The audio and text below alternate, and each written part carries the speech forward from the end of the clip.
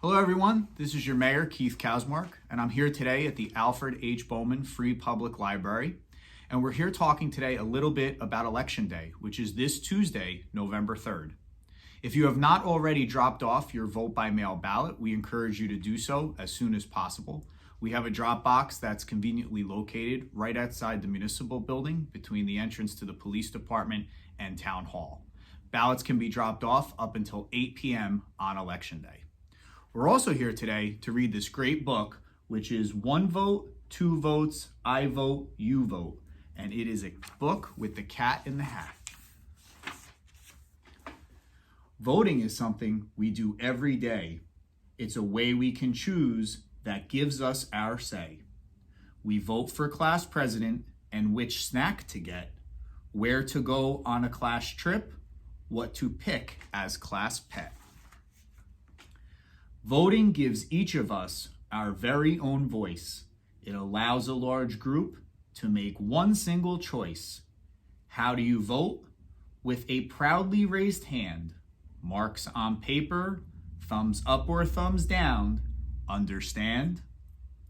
Can you choose not to vote? Yes, but that's a sure way to lose your own voice and to not have a say. The item or person that most of us select will wind up the winner, the one we elect. The biggest of all America's voting events chooses our president and vice president. Are presidents important? Oh, yes, they are. Very. They head up the government and the military. Vice presidents take over on the unhappy day when presidents get sick or else pass away. Every 4 years, we elect them, you see, because we live in a democracy, a government for the people and run by them too, which means that this country is governed by you. Every 2 years, we elect senators and congresspeople of our choice to make laws in Washington to be our state's voice. We also elect sheriffs and mayors and such. Do local elections count? You bet, just as much. When our founders drew up the Constitution, it's true, they said folks should vote, but they did not say who.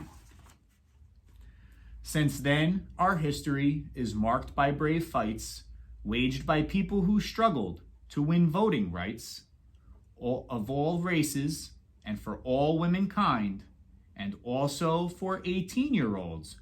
Bear that in mind. That means that quite soon you will get to vote too, so please pay attention. This matters to you.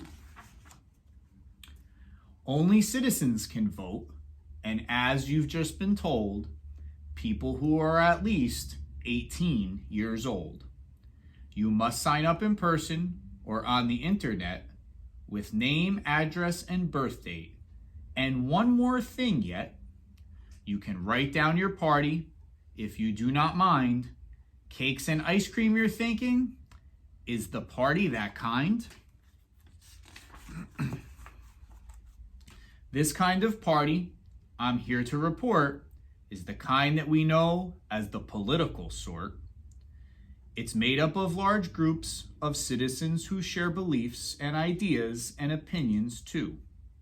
Democrats and Republicans are the biggest two, plus small parties to pick from, more than just a few. In primary elections run before November, votes will be cast by each party member for the candidate who, they hope and they pray, will be on the ballot come Election Day.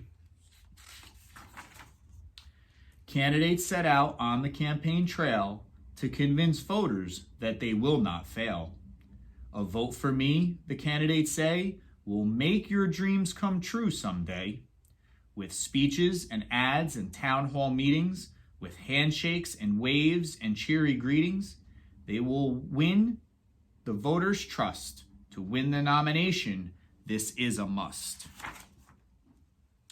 I may be wrong, but it does seem to me that voting is one big, responsibility. As a voter, you must follow news carefully. You should read, watch, and listen, and then try to see what the candidates, if elected, plan to do. What are their beliefs?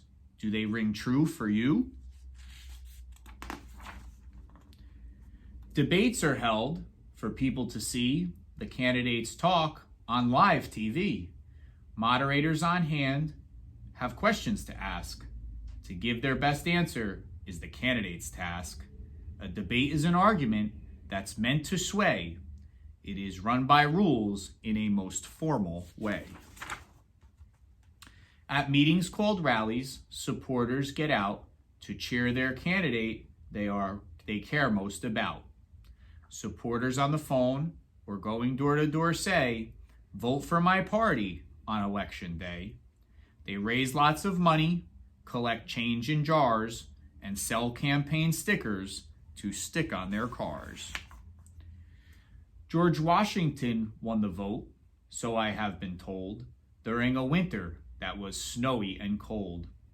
In 1845, Congress passed a vote to say there would be an earlier election day.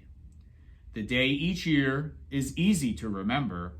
It's the Tuesday after the first Monday in November. This date was chosen for a very good reason. It came at the end of the harvesting season. When election day comes, the voters' big role is to make sure to vote at their assigned poll. A poll is where you vote. As a general rule, it's a public place like a firehouse or school. If you're out of town, there's a chance that you might mail an absentee ballot. Voting is your right. The polls close up at the end of the day. Here come the counters. Please clear their way. By special computer, poll results are scanned, but some votes are still counted out by hand. The results are sent to the Board of Elections, which declares the winner after careful inspections. The loser admits their bitter defeat. The winner announces their victory sweet.